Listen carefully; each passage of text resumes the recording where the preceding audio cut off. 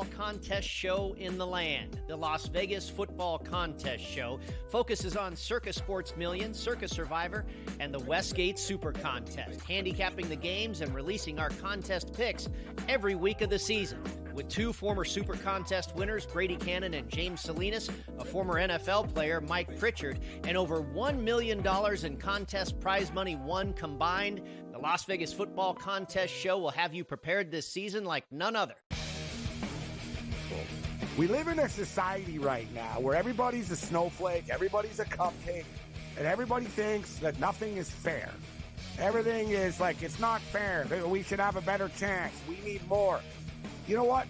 I'm old enough to remember when you needed to have a perfect goddamn record to win a college football championship. That's the way it was. 11-1, too bad. Sports Rage tonight, only on SportsGrid. Grandma Bear, who owns the football team, probably comes in, gives a little, oh, man, you're such a good little boy out there. Congratulations, the way you coach this football team. I'm never going to fire you. Totally, I missed you pinching your own cheek as I was looking down and did not know we were getting. Oh, Donnie, you got such a good show there with that guy named Ben. Like, that's what your grandma would do to you when you go see her on Thanksgiving or Christmas, you know? The Early Line, only on SportsGrid. Tony Bennett stepping down and resigning from Virginia right before the season started versus the Villanova team that, folks, I gotta take my glasses off. I can't figure this team out. I can't figure this team out for 2 damn years. And the problem that keeps coming up is the coaching of Kyle Neptune. Betting above the rim, only on SportsGrid.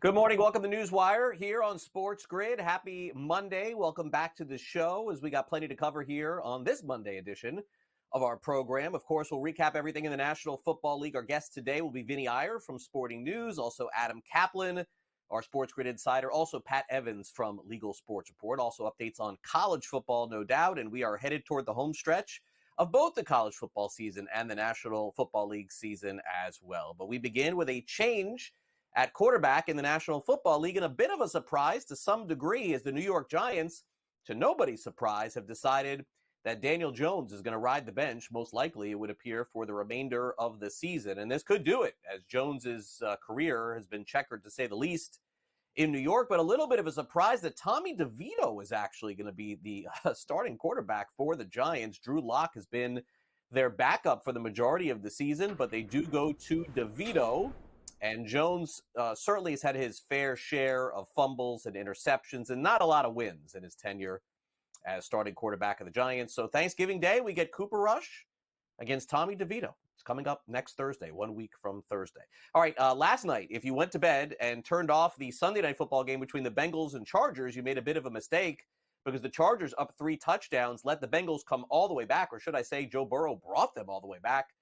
Chargers ended up winning this one by a final of 34-17. They do cover the spread, and this game flies way over the total. Underbettors at the half probably felt like they were in good shape. But nonetheless, Bengals with a huge game from Joe Burrow. Chargers with a nice game from Justin Herbert, of course. And there's no question at this point the Chargers look like a completely different team. Remember, the Chargers were that team in the past that would go up big and blow leads. But that did not happen yesterday. In fact, Jim Harbaugh, the head coach, supremely excited after the game, saying essentially the team never gave up and emotions were running high. Great win! Great team win. It was awesome. Just because we lost the momentum didn't mean they had it, and we're gonna get it back. Guys just didn't flinch, didn't buckle, didn't even stumble. Just kept right at it and responded.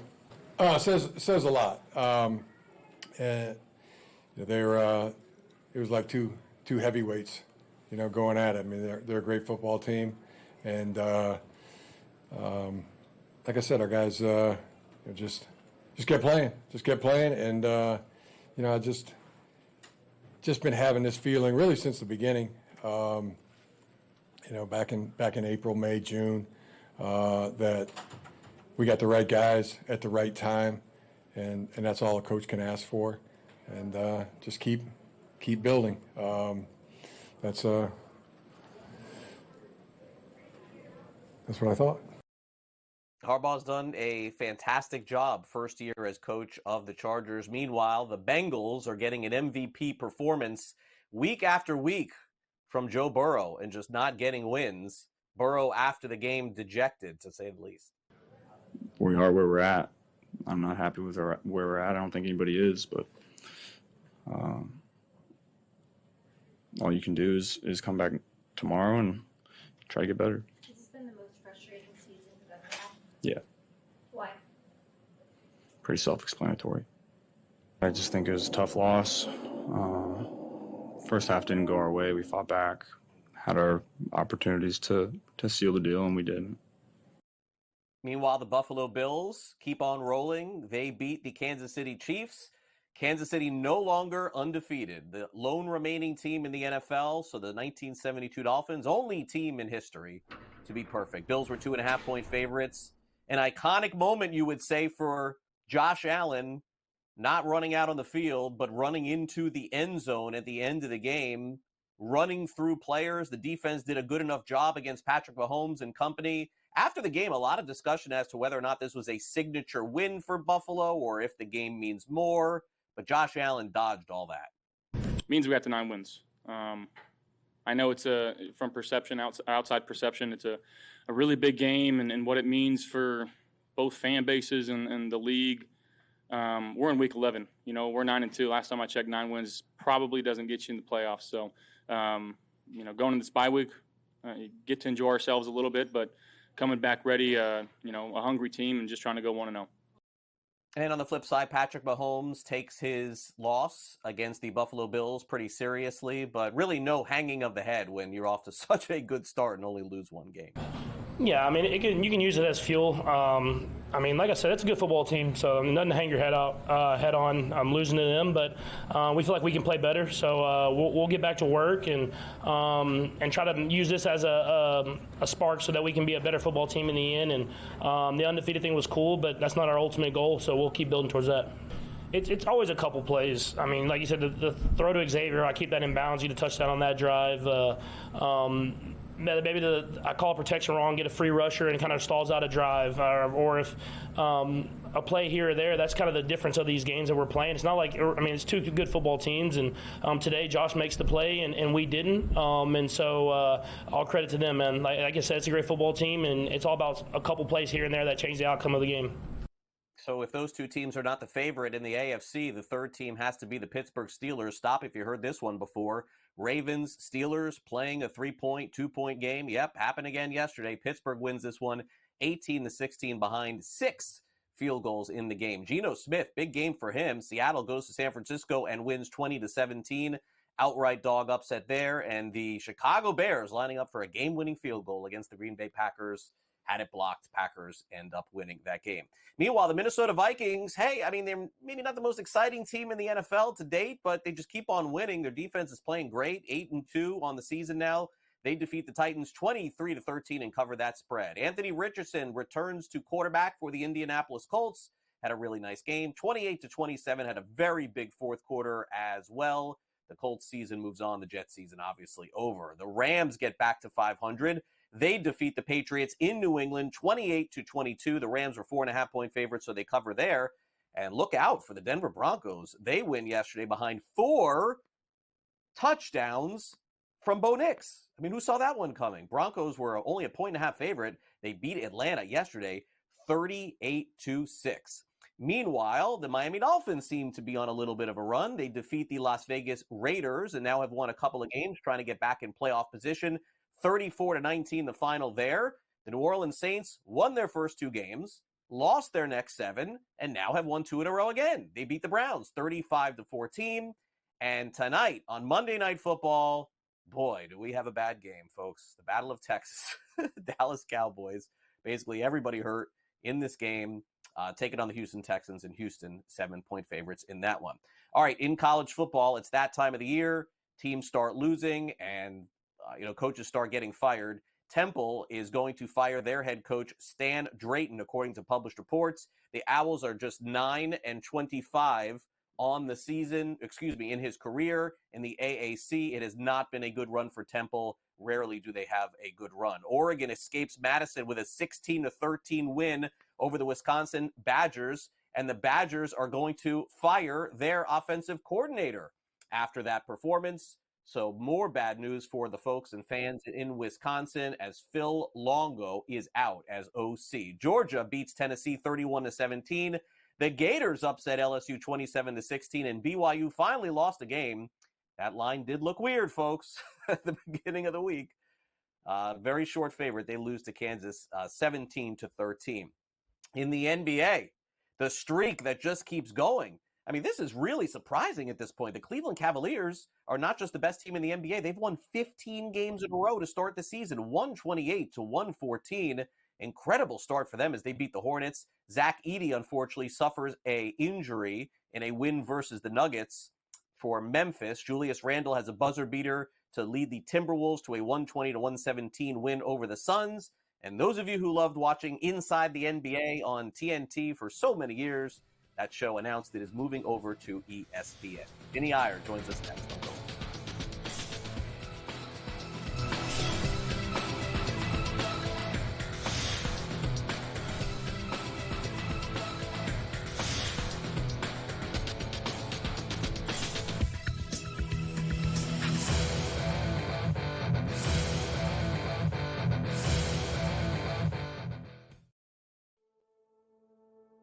What else do you need in your life? Are you not entertained coming along with us here on the SportsGrid Network?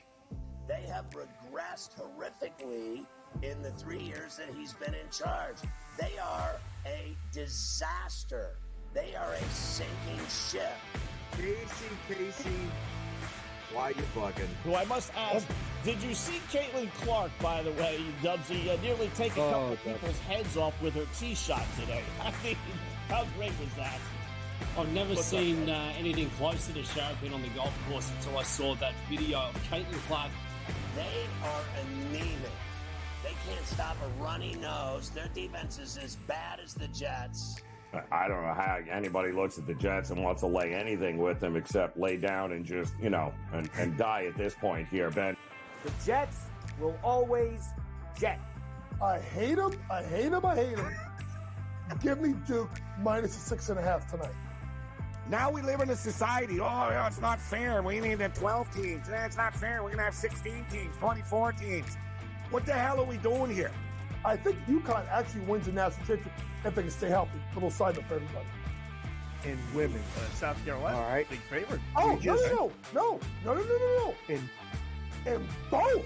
Kentucky gonna fall off that map, man. Don't worry about it. Flat Earth, they fall right off, Kyrie Irving style. Yeah. It's the Dallas Cowboys, and they're ran like a Pee-wee football team. Yep. I can't believe this. Like people enjoy saying Knickerbockers.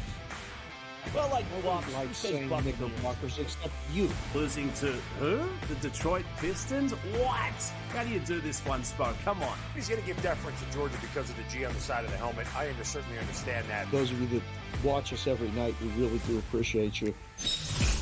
Only on SportsGrid.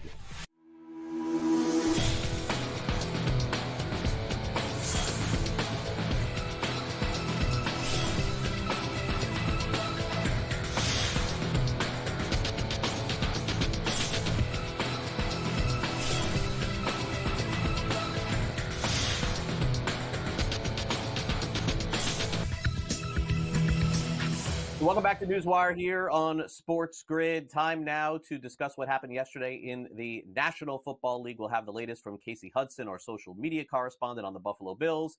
Also, another devastating loss for the Bears against the Packers. Seems like that just has been the case for the last decade or so. And also the Pittsburgh Steelers. I mean, every single season they just find a way to win. That and a whole lot more. It's time now for our daily SportsGrid Sound Off.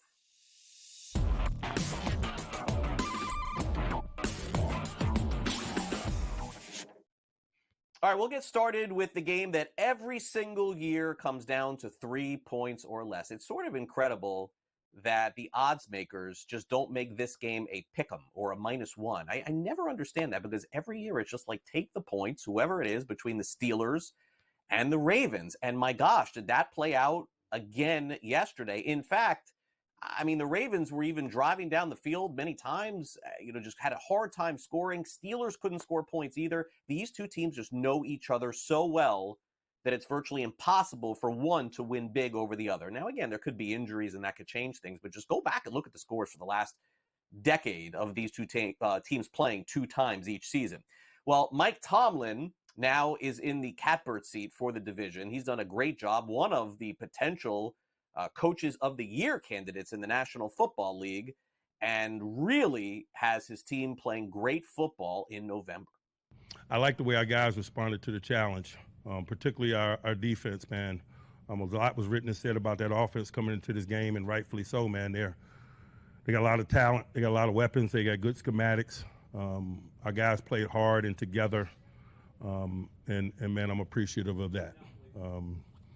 We had some bumps and bruises associated with play. I think most went back. Joey Porter went back, I think. Shin contusion. Keanu Benton is a guy probably that needs further evaluation. We got a short week this week. We got another AFC North battle waiting on us. And so we respect that. We don't waste too much time patting ourselves on the back because that next challenge right around the corner, man. But this is what we signed up for. This is what we live for. This is the ultimate competitors league, and we swimming in these waters, and it's good. It's good to get to know ourselves. It's good to, smile in the face of adversity that the game and life presents, and come through the other side of it. Ravens will almost certainly need to beat the Steelers in a couple of weeks to have any chance to win the division, and both look playoff bound, if not AFC Championship or maybe even Super Bowl bound. AFC is stacked. Kansas City, the Chargers at this point have to be considered somewhat of a contender.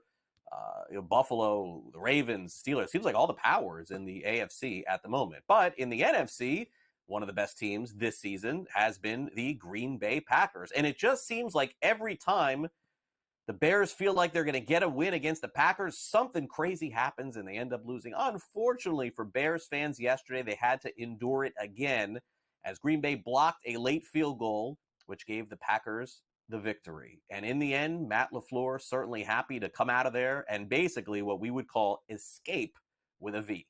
Thankfully, we made a play at the end of the game. So I thought there were some good performances, and I thought there was a lot of stuff that we got to get better at, namely in situational ball, third down in the red zone, and really on both sides of the football. So I told our guys we'll never, ever apologize for winning, and we'll take it, and we're going to learn from this, and we got a big battle next week. Yeah, it's relief. It was a roller coaster game, but that's this league. And you have to be resilient. Not everything's always going to go your way, and you got to keep battling. Keep battling. Try to block out the scoreboard. Whatever has happened has no bearing on what's going to happen, and you got to just keep pushing forward. Whatever has happened in the past is bad or good, you got to play the next play, and that's something that we talk about, we stress. And it's cool to see our guys to be able to go out there and show that resiliency. And I think just the effort that we got on that last play, I always hear Coach Bisaccia talk about it. That defines the character of your football team by the effort that we're given on our field goal block unit. And you see great effort from our guys all the time. Packers now a heavy favorite to get to the NFL playoffs. They'll have to clean up some of the red zone issues they've been having. Jordan Love with another red zone pick late in that game as well. Meanwhile, one of the hottest teams in the NFL over the last month or so, just call it what it is. They've been unstoppable. Maybe some close games too, but the Buffalo Bills just keep on winning.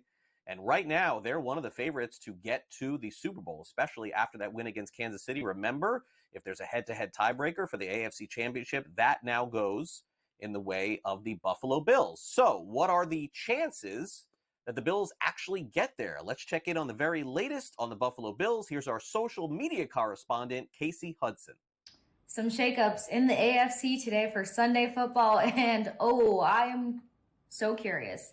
Are we finally in All right, for I'll the just Josh wrap after this. Allen and Buffalo Bills revenge tour. Is it time? Has the season finally come upon us where this is a thing? Because the 30-21 victory, that's one thing. The Josh Allen having 260 plus passing yards and Patrick Mahomes not even breaking 200, that was a thing. The Travis Kelce all day in your face performance that did not exist today was a thing. 2 receptions, 8 receiving yards, just to clarify what I mean by Travis Kelce not being that man today. Nothing against Travis Kelce. Absolutely love him. But still, Buffalo Bills are sitting at plus 700 odds to go to the Super Bowl. And we saw a Buffalo Bills team that completely, in a number of ways, bested the perfect team of the season. Not perfect in terms of performances, because we know that they just pull off wins like none other, but they disrupted the peace for the Kansas City Chiefs. And I think this can shake up some odds and numbers for the AFC and Super Bowl. Yeah, there's no question at this point the Bills are in the best position, but they've been in this best position before, and Kansas City has gone to Buffalo and won. So we'll see what happens in late December and into January, but it's definitely shaping up like the playoffs run through the AFC right now. Like who would be the main contender in the NFC at the moment? Really hard to envision any of those teams winning a Super Bowl, but stranger things have happened before. All right, we'll take a quick time out here on NewsWire. Make sure you stay here on the grid. We got plenty more to come. Adam Caplan, our SportsGrid insider, will be with us. We'll go over the latest news and notes in the NFL. And also, is the online lottery coming to an end in Texas? Pat Evans, our legal sports report correspondent, will join us on the show as well. We'll be right back.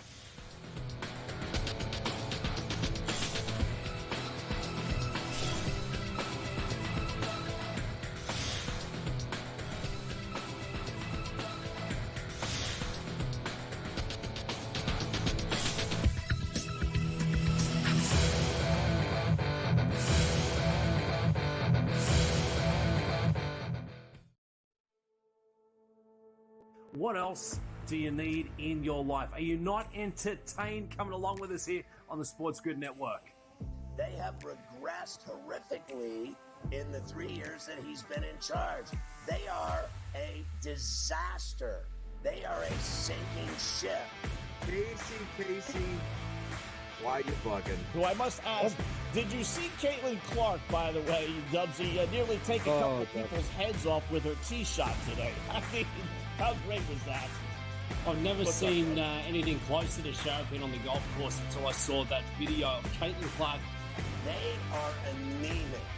They can't stop a runny nose. Their defense is as bad as the Jets. I don't know how anybody looks at the Jets and wants to lay anything with them except lay down and just, and die at this point here, Ben. The Jets will always jet. I hate them. Give me Duke minus a 6.5 tonight. Now we live in a society. Oh, it's not fair. We need 12 teams. It's not fair. We're going to have 16 teams, 24 teams. What the hell are we doing here? I think UConn actually wins the national championship if they can stay healthy. Little side note for everybody. In women, South Carolina, all right, big favorite. Oh, no. In both.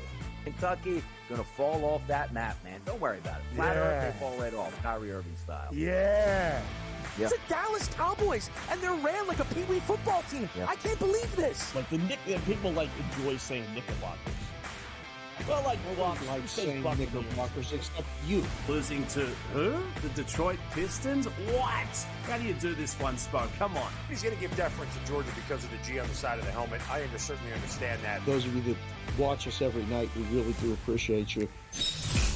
Only on SportsGrid.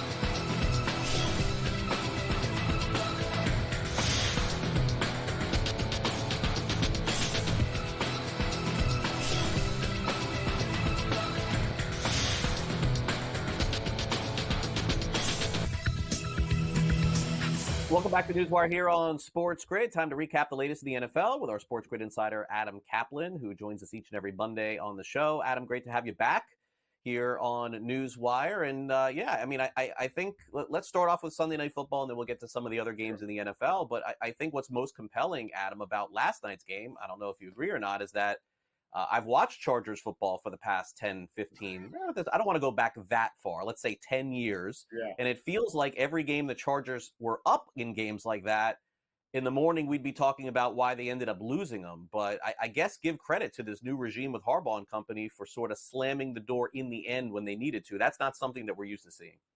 Although it was crazy because I think it might have been like they were up like 24-6 or something like that. I'm like, well, I was expecting, because first of all, when I saw the number was only 1.5, I'm like, what are the odds makers looking at here? My personal line was 5 for the game. And then, you mentioned it about them finding a way to win at the end. When they blew the lead, I'm like, wow, what is going on here? When they couldn't stop Chase or Higgins, it was incredible. Burrow got hot. And, the Chargers, Craig, let me explain their defense. Jesse Minter is brilliant. Jim Harbaugh brought him over to with him from Michigan. The job that Minter has done with very little talent on the back end has been unbelievable, but it started collapsing. I'm like, they're in trouble here because the Chargers don't want to throw. They want to run the ball, win with defense, and it's not happening. But on your point, it's well taken. They found a way to close at the end, and Dobbins scored. Good for him on a big comeback season after suffering major injuries with the Ravens. But this is amazing. I'll admit it. When we gave our preseason picks, this is not a team I saw make the playoffs. Now, I will give the odds makers credit. They were higher than most people. They gave them 8.5 wins was the future number. And I didn't like over. I just didn't see it in year one. But Harbaugh's a program builder. He's unbelievable. He's won. You look at it, Craig, okay? University of San Diego. Who wins there? Stanford turn around that program. The Niners, you made the Super Bowl. And I know people with the Niners back then told me they thought they should have won that game over the Ravens. And you saw what he did in Michigan, a national champion. And he's an unbelievable football coach. I spent a day in training camp with that club, and you could just feel it at their new complex in El Segundo, just the energy that he brings. And that was a great game, though, last night, no question about it. Yeah, it was, and also I'll be interested to see the Chargers moving forward, Adam, because, truthfully, if you do go back and you look at that schedule for 7-8 games, they really didn't play a lot of good offensive teams. Now they're starting to play against some of these teams that can score points, and they did give up some yesterday. So we'll see what happens with them in the future. But this takes nothing away from the Bengals offense, Adam, but their defense. I mean, this is a historically bad franchise defense for the Bengals. They just can't get out of their own way, and they're wasting this MVP type season for Joe Burrow. Adam, for me, I sometimes watch these post-game press conferences and think that they don't mean anything. I'm starting to sense that this does mean something to Joe Burrow. Like, he seems like upset at the end of these, and I just kind of wonder what's going to happen at the end of the season. Yeah, and Zach Taylor, the head coach, had no answers. He can't understand why they're unable to close like this. But I want to touch on what you talked about on defense. Lou Anarumo is their defensive coordinator. By the way, he interviewed for the Cardinals head coaching job a couple years ago. He did a phenomenal job of turning around their program on defense. They're not at the non-competitive point, but they're getting close. They're not good at defense at all. Offensively, despite all the injuries that they've had, offensive line, by the way, they were down 2 guys. Orlando Brown Jr. didn't play again. He's got multiple injuries. They lost a running back a couple weeks ago.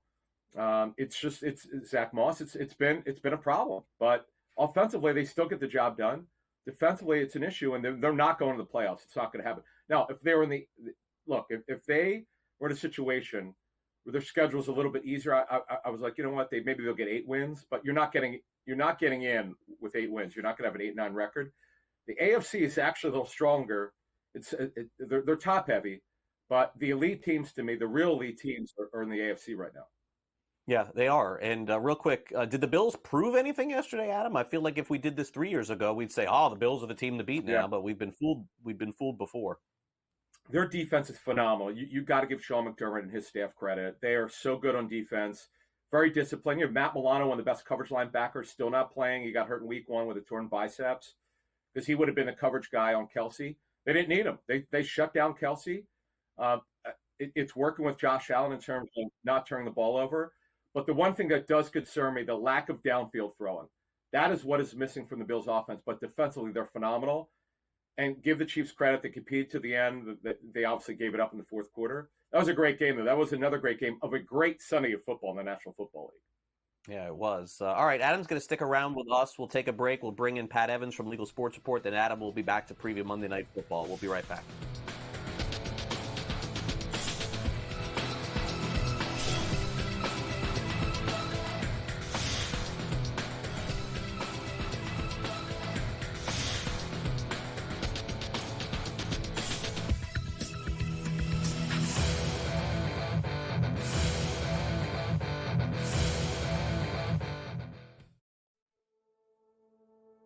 What else do you need in your life? Are you not entertained coming along with us here on the SportsGrid Network?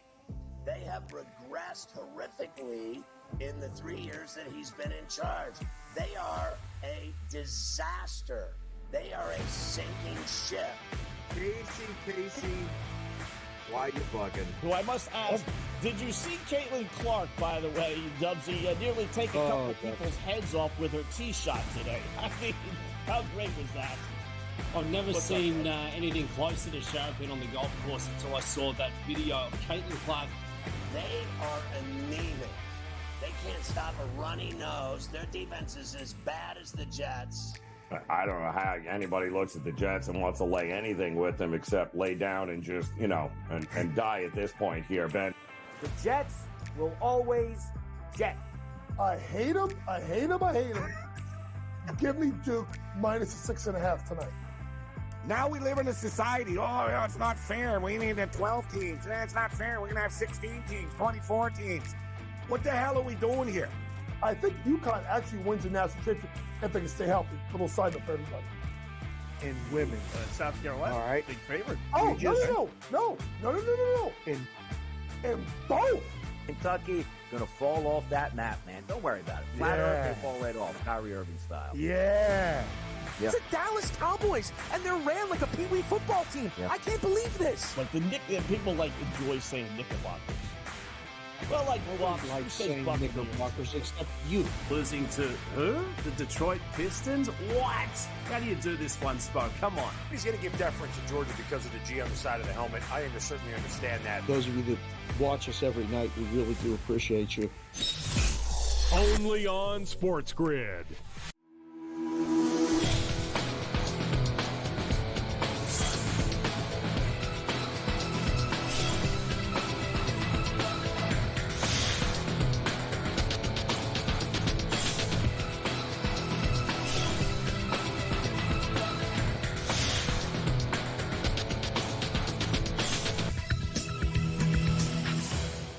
Welcome back. We got Pat Evans in the house here on this Monday from Legal Sports Report. We'll actually touch on a sports betting taxes cut, which we have not talked about at all this year in sports betting, so that'll be interesting. Let's bring in Pat. Pat, welcome back to NewsWire. Great to have you here on the show as we start off another week. And what's going on here in Texas? I mean, aren't we supposed to be moving more progressive toward the possibility of having sports betting become legal? Meanwhile, seems like they're removing some things for the equation. Tell us more. Well, yeah, so the Kickapoo tribe, we can break down kind of what's happening on the sports betting, iGaming legislative side in a minute, but we'll get to the meat of the story here, which is the Kickapoo tribe sent a letter to a Senate committee saying, hey, you guys got to really reel in these lottery courier services. They argue, you can have these couriers that, sell a ticket and they can take the ticket to the house or whatever, but instead the Texas Lottery has rolled out actual, online lottery systems, which this tribe kind of suggests looks a lot like slot machines, from the apps, they call out DraftKings acquiring one. Well, they didn't spell out DraftKings, but they said a major sports betting operator has acquired one of these courier services, which would be DraftKings and Jackpocket, to kind of secure a market. And they argue this is unregulated gambling, an unregulated gambling expansion, that it kind of infringes on their tribal rights for their bingo rooms and the offerings that they're allowed to have there. And it was not an implicit, we're going to launch our own thing or expand our own casinos, but it was kind of underlying in this letter of, hey, if you're going to let this go unchecked, we might, kind of progress and do our own thing. But perhaps whether it's a casino, like a full-blown casino on their tribal land, perhaps online sports betting, perhaps online gambling, much like you guys have in Florida, through that kind of method. So it's an interesting move, and you're seeing kind of more and more, we can point to California, where the tribes are really kind of trying to round up the right way to do it for sports betting. And protect their gaming interests. And this is what Kickapoo is doing here in Texas, is saying, hey, we've got gaming. You guys are infringing on it by having this expansion that has not been, legalized explicitly. So that's where that's at. We'll kind of readdress Texas here in the sports betting realm. it's not going to happen this year. Maybe 2027 when a new governorship and kind of party platform of the Republicans is created. Right now, the Republican platform is pretty anti-gaming, especially Lieutenant Governor Dan Patrick, who leads the Senate. He's said there's no traction at all. He might leave if he's somehow appointed to the Trump administration, but even so, his successor would also be anti-gaming. So very, tough road here in 2025, and they only meet every other year. So in terms of gaming expansion, we've got Jerry Jones and Mark Cuban very excited about it, very, lobbying to get it done, whether it is sports betting or Cuban wants, the tourism of a casino resort. Texas is just a really interesting thing. And now you've got another party coming in with the tribal aspect saying, hey, let's figure something out and make this, the right way versus just kind of letting things happen. Yeah. Hopefully this year we'll find some story of some state getting their act together and getting this going. Meanwhile, all right, this was a surprise to see that we're going to be talking about this. A state actually cutting sports betting taxes, Pat. I mean, around the country, this was our story here in 2024, was every state saying we're not getting enough money via sports betting taxes. Let's hike it up. Ohio going down here? How's that happen? I know it's a really interesting kind of dynamic here because Ohio is one of those states that came back and said, hey, we need to make more money from sports betting. Less than 6 months after they launched, the governor signed this 10% hike to Texas. It initially started at 10%. The governor signed into a budget with a budget line item that said, nope, let's get it up to 20%. And then now we've got a bill in a lame duck session that says, whoa, that was premature. Let's get it back to 10%. It's actually one of the main sports betting sponsors that originally passed it. And, we'll see if there's any traction. There was this gaming study that a bunch of legislators turned in this summer that also said the tax hike was premature. So, there are definitely parts of the legislator who say, no, let's get this done. Let's bring it back and see where we can, appropriately raise it in the future rather than just kind of willy-nilly doing it. But yeah, to your point, whether it's this year or next year, there's this tax level has been a huge discussion point in the sports betting industry.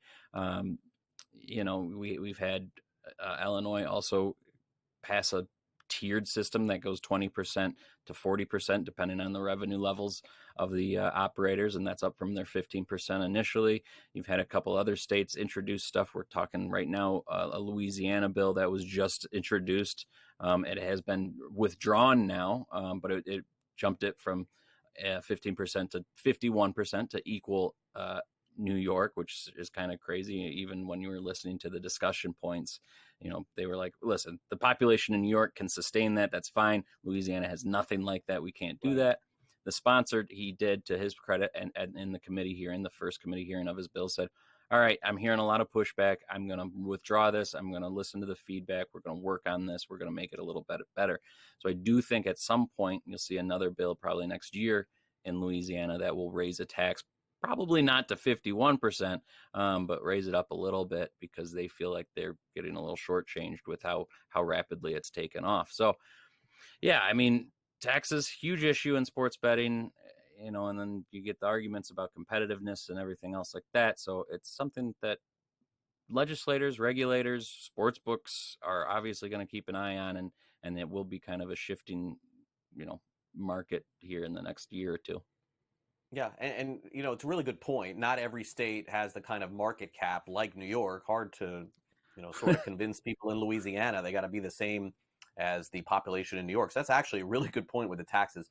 All right, so up in Canada, our friends are getting tired of seeing sports betting ads. That's got to be clear here. And I do wonder, Pat, if they are able to come up with some gambling advertising framework, whether that will trickle down here to the United States, because again, just like in Canada, I mean, I don't mind the ads, but I'm sure, we are getting bombarded each and every Saturday and Sunday with them on TV, radio, and everywhere else.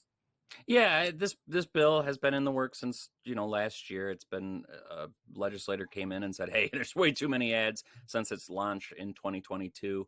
And, that's a sentiment you hear in a lot of markets that have gone live. I heard it here in Michigan for a little while, but after a while it kind of subdues. So there's no specifics to this framework now. It's just saying, hey, let's get a framework that the entire country, the media ecosystem and sports betting ecosystem has to follow, and they can work on creating it later. A couple things of note, I want to read them here. A research group said that out of 28,000 ads reviewed this year, only 189 were gambling related.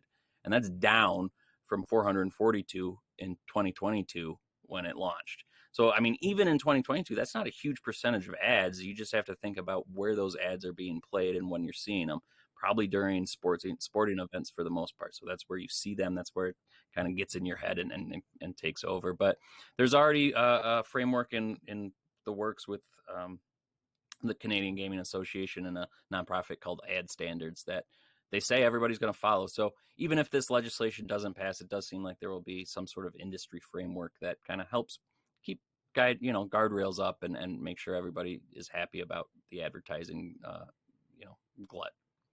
All right, Pat, you back with us this week, or this is your lone appearance of the week? I think this is my lone appearance this week, but I'll be back soon. All right. Well, I will see you next week, hopefully, before Thanksgiving. Thanks again for coming on NewsWire. Bye, Craig. All right. Adam Caplan's up next. Coaching changes potentially coming in the NFL. Quarterback changes are here. The New York Giants have opted to bench Daniel Jones. What does that mean for his future? We'll have that and more coming up next.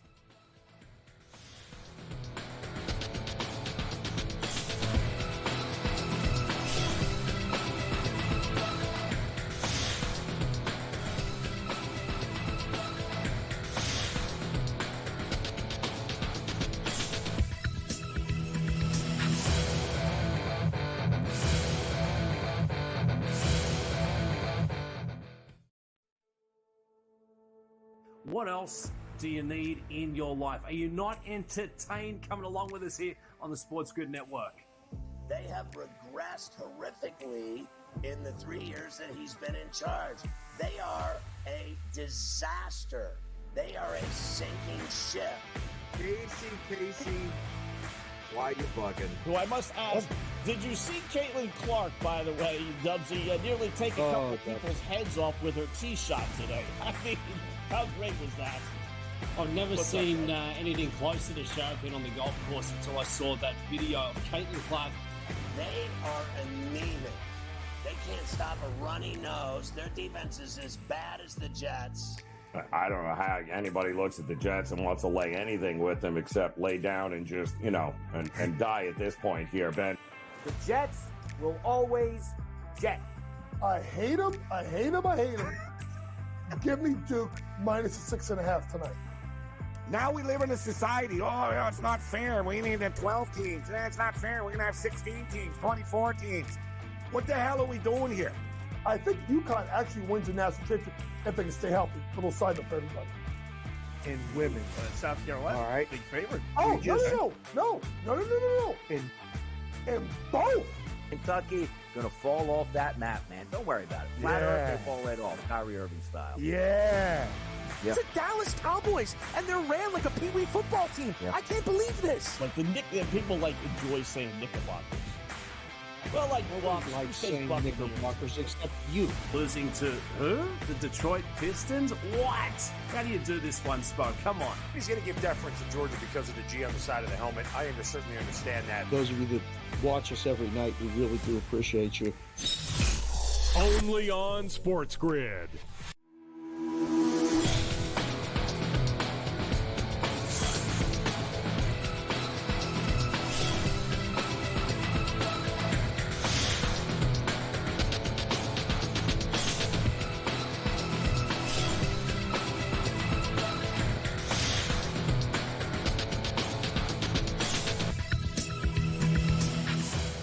Welcome back to NewsWire here on SportsGrid. Talk about an annoying morning for me, waking up to see Ladd McConkey against me in fantasy.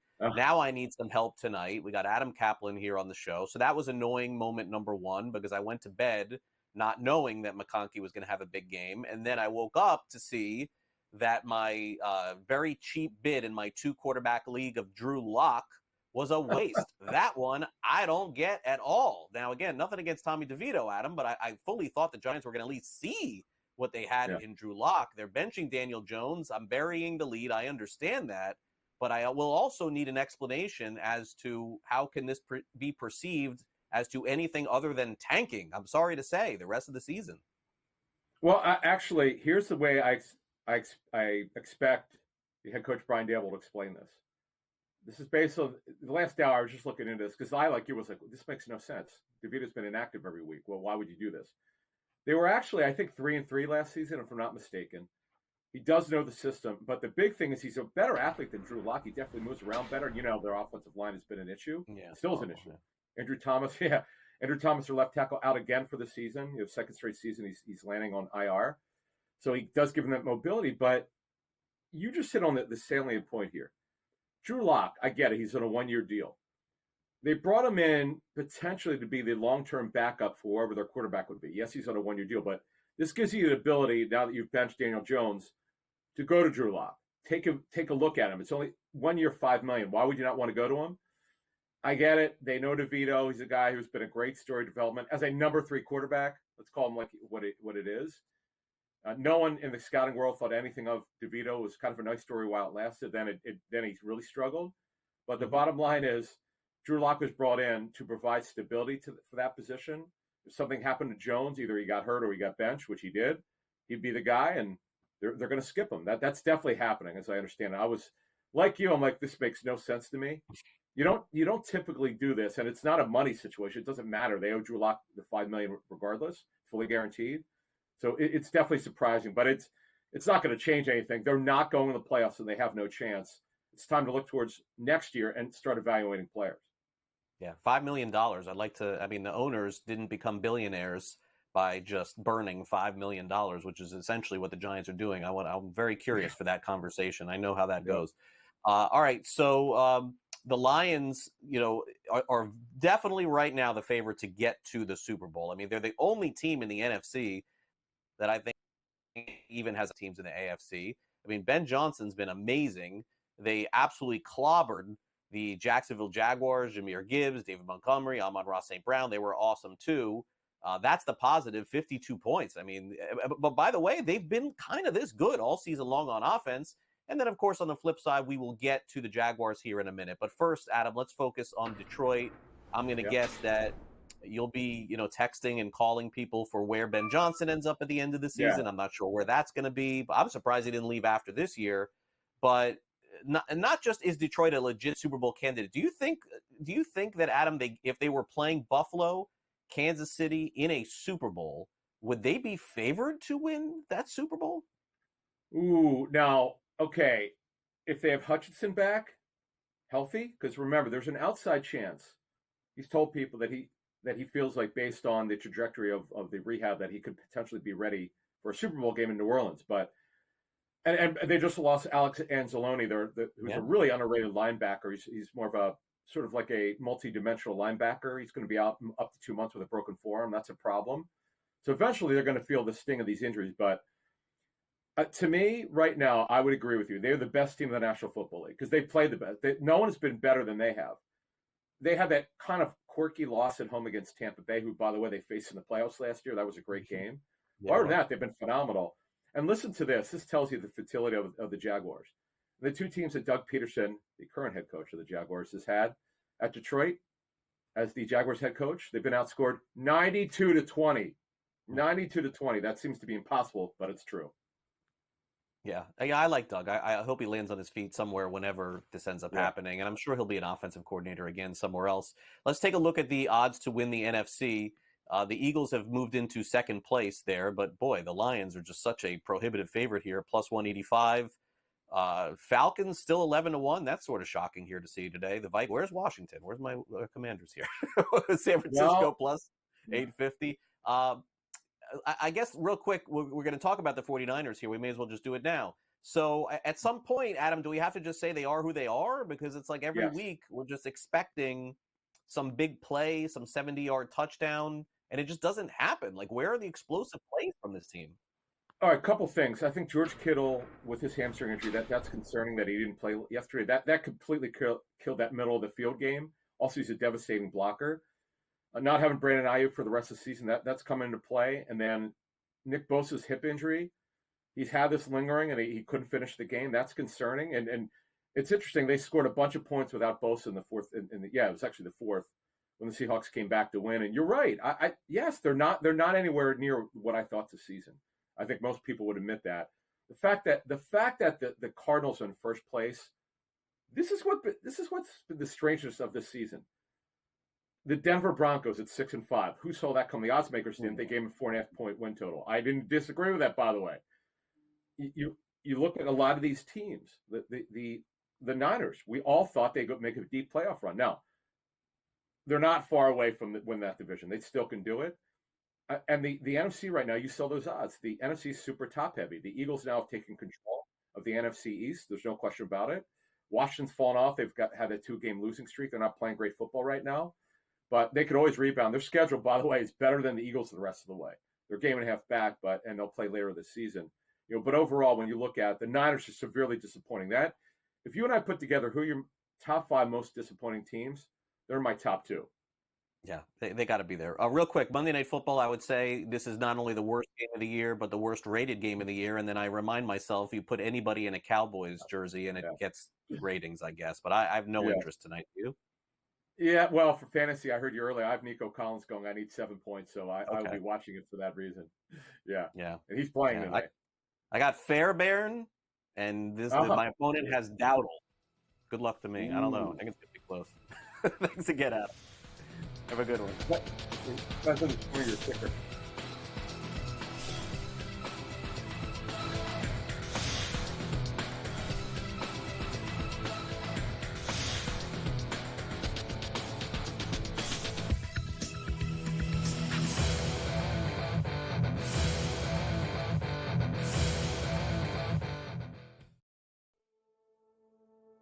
What else do you need in your life? Are you not entertained coming along with us here on the SportsGrid Network? They have regressed horrifically in the 3 years that he's been in charge. They are a disaster. They are a sinking ship. Casey, why you bugging? Who I must ask, did you see Caplan Clark, by the way, Dubsy, nearly take a couple of people's heads off with her tee shot today? I mean, how great was that? I've never seen anything closer to Sharapin on the golf course until I saw that video of Caplan Clark. They are anemic. They can't stop a runny nose. Their defense is as bad as the Jets. I don't know how anybody looks at the Jets and wants to lay anything with them except lay down and just, and die at this point here, Ben. The Jets will always jet. I hate them. Give me Duke minus a 6.5 tonight. Now we live in a society. Oh, it's not fair. We need 12 teams. It's not fair. We're going to have 16 teams, 24 teams. What the hell are we doing here? I think UConn actually wins the national championship if they can stay healthy. Little side note for everybody. In women, South Carolina, all right, big favorite. Oh, no. In both. Kentucky gonna fall off that map, man. Don't worry about it. Flat Earth, they fall right off, Kyrie Irving style. Yeah. It's the Dallas Cowboys, and they're ran like a pee-wee football team. I can't believe this. Like people enjoy saying Knickerbockers. Well, like saying Knickerbockers, except you. Losing to who? The Detroit Pistons? What? How do you do this one, Spoke? Come on. He's going to give deference to Georgia because of the G on the side of the helmet. I certainly understand that. Those of you that watch us every night, we really do appreciate you. Only on SportsGrid.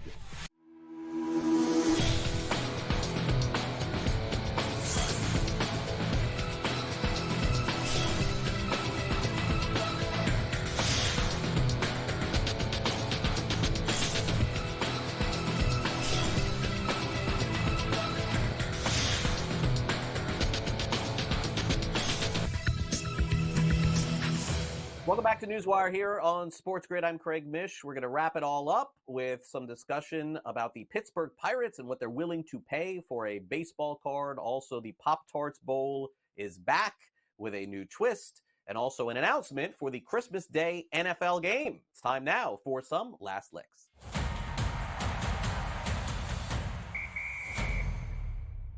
All right, a big announcement made by Netflix this morning that on their Christmas Day game, the first ever of its kind in the NFL. That's right, folks. Christmas Day. NFL is back this year. They have booked Beyonce to do the halftime show on Netflix. So here's the question that I have for all of you watching us here on SportsGrid. Are we all thinking the same exact thing here? What do you think I'm thinking? Can you read my mind right now? It has nothing to do with Beyonce, by the way. Can you read my mind? Here's what I'm thinking. I'm not trying to be cynical. I'm just saying, are we going to even be able to watch this game on Netflix? Like, seriously. Like, I was trying to watch the Tyson-Paul fight on Friday night. I could not watch the fight. At some point, I know it was not buffering and it was streaming just fine. I am really worried that we are not going to be able to watch this football game on Christmas Day on Netflix. I had that spinning wheel over and over and over and over again throughout all the fights, the pre-fight, the women's fight, and that final fight too. And I just eventually just shut the TV off. I hit the button. I'm like, I'm done. I'm not going to do this. So I think that's great. Congrats, Netflix. But like, you got to bump up your servers or something. Like, we cannot have this happen again. Did anybody come out afterwards from Netflix and say, hey, this is what happened, or here's why everybody was, buffering and the streaming was going circles and circles? In fact, everybody who I talked to said they had an issue watching this thing. Didn't matter how fast your internet was. So Frank, our producer, of course, says his was great. Yeah. This coming from a Jets fan. All right, let's move on now and talk about Paul Skeens, of course, the player who's going to win the Rookie of the Year in the National League when they announce that. I believe it's tonight, if I'm not mistaken, or tomorrow. The Pittsburgh Pirates are willing to pay up for his one-of-one autograph patch card. For those of you who are unfamiliar, Topps has players wearing the rookie patch cards during the games, their first game ever, and then they take the patch off, and then they put it on a baseball card. And Paul Skeens signed this one. The Pirates are basically willing to give you anything to get this, which includes a game on the field with your friends and 30 of your best friends. And look, all of these things that they're offering, tickets, everything, let me be clear on this. Whoever gets this one-of-one card, this is not going to be like Ohtani range where you're getting 50 million or anything like that, stupid like that. But what I'm saying is that, I'm sorry, Pirates, you're not getting this card back. Whoever is getting it is going to sell it. Because the likelihood of somebody from Pittsburgh getting this card and are interested in going on the field and playing softball amongst your friends, no disrespect, it ain't happening.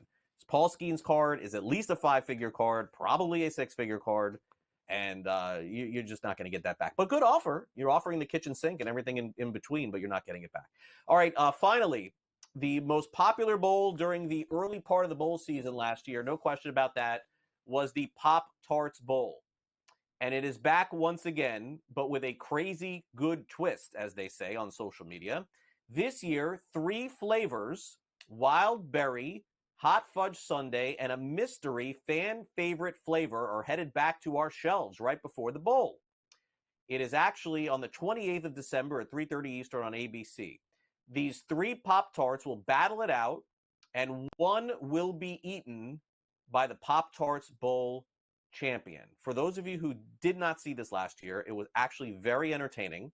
At the end of the game, a huge Pop-Tart was on the field, and all the players were eating it at the end of the game. Now, you may say to yourself, I don't care about that. That's stupid. Why is it cool? Why is it good advertising? Because it's the only thing that I remember outside of Michigan playing for the national championship last year, right? Like, we genuinely do not remember anything that happens during the bowl season unless it's the college football playoff. But I do remember the Pop-Tarts Bowl. Fair enough. All right, that'll do it for our show today. Thanks again to Pat Evans from Legal Sports Report for coming on our program. Also, thanks to Adam Caplan for stepping in and helping us out, doing a couple segments here today. Of course, our director is Luke, and our producer is Frank. And coming up next, we have the early line. That's followed by Scott Farrell, Coast to Coast, 3 o'clock Eastern. And then it is all time for football. Game time decisions, Pro Football Today, getting you ready for the Texans and Cowboys tonight. In-game live, Pro Football Game Day, and then Pro Football Today post-game. That is our lineup exclusively here on SportsGrid today. I'll be back with you for another edition of the show tomorrow morning. That's 11 a.m. Eastern for our next edition of NewsWire. We got you covered each and every day, 11 a.m. to 12 p.m., covering the latest news notes and betting information as it pertains to you.